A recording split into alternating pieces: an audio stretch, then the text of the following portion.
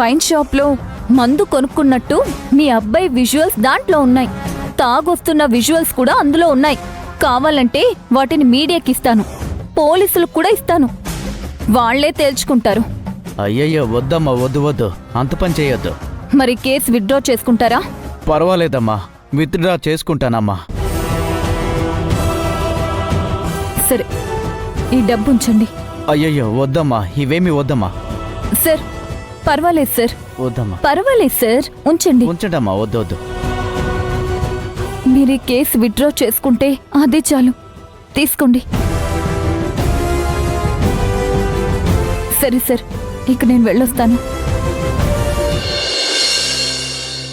మా వల్ల జరిగిన ఇబ్బందికి మమ్మల్ని క్షమించండి సార్.